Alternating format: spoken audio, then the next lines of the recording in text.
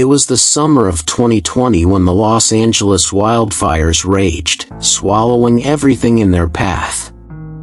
The thick, acrid smoke hung over the city like a shroud, turning day into an unsettling twilight.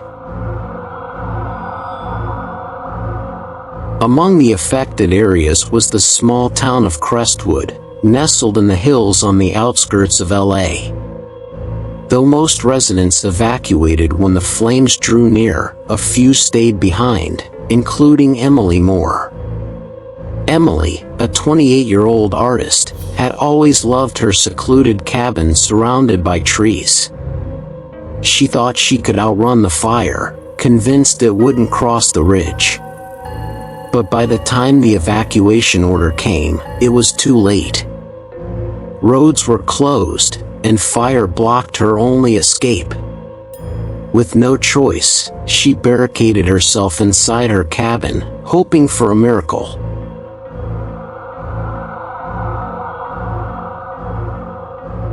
The first night, the world outside was eerily quiet. The power was out, leaving Emily in the oppressive silence, broken only by the faint crackling of flames in the distance. As darkness fell, she began to hear whispers, soft, incoherent murmurs that seemed to come from the woods outside. She dismissed them as the wind playing tricks, though her unease grew. By the second night, the fire was closer, painting the horizon an ominous orange. Emily could hear the roar of flames consuming trees and homes in the valley below. Yet, it wasn't the fire that terrified her. The whispers returned, louder now, clearer.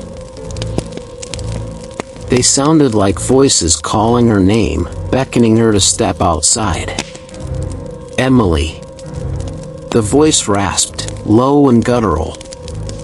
She froze, clutching the flashlight she carried like a lifeline. "Who's there?" she shouted, her voice shaking. No answer came, only the persistent whispering. At 3 a.m., she heard a loud knock on her door.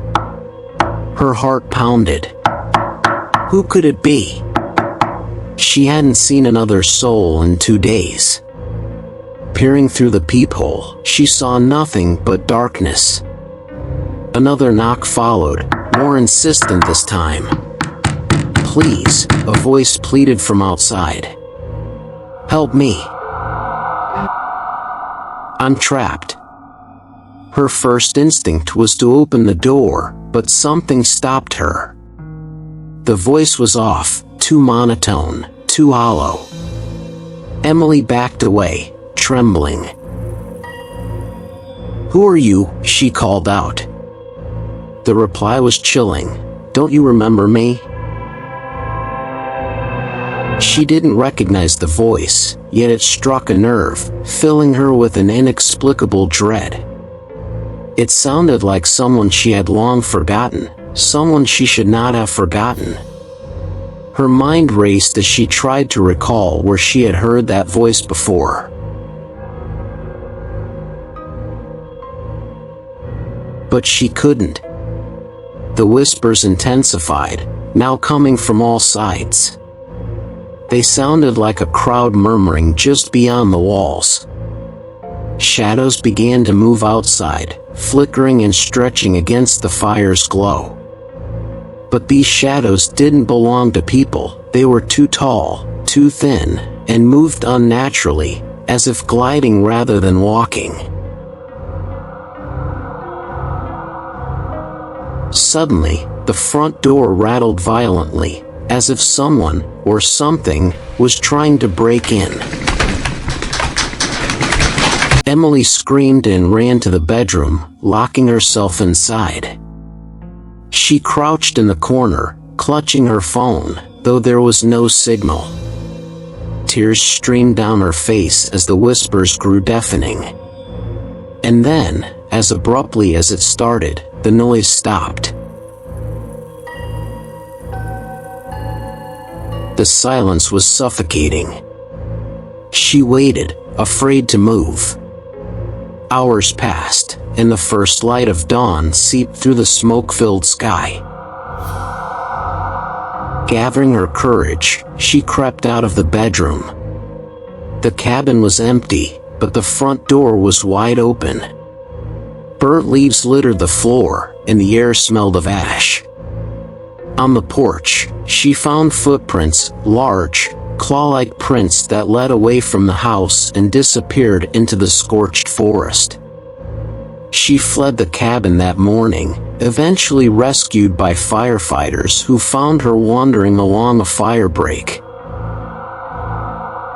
Emily's story spread among the survivors of the Los Angeles wildfires, though many dismissed it as trauma-induced hallucinations. But those who lived near Crestwood told similar tales of whispers and shadowy figures during the fire.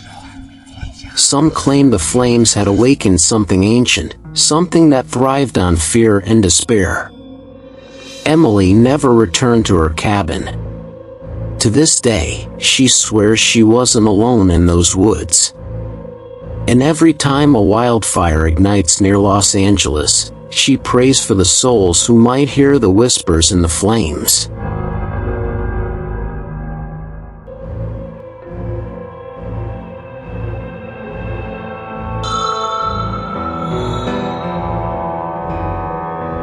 During the devastating Woolsey Fire of 2018, the Reynolds family fled their Agora Hills home as flames devoured the landscape. Amid the chaos, Sarah Reynolds noticed something strange, a shadowy figure standing at the edge of their backyard, motionless, just beyond the flames. At first, she assumed it was smoke or a firefighter, but as they drove away, Emma, their youngest, whispered, "Mom, who was the man in the fire?" Sarah's blood ran cold. No one had been there. Days later, while checking photos they'd taken of their property before evacuating, Mark discovered something chilling. In one picture, a tall, dark silhouette stood amidst the inferno, faceless, watching. Locals whispered about spirits tied to the land, but the Reynolds family never returned, haunted not only by the loss of their home but by the shadow that had stared back at them from the flames.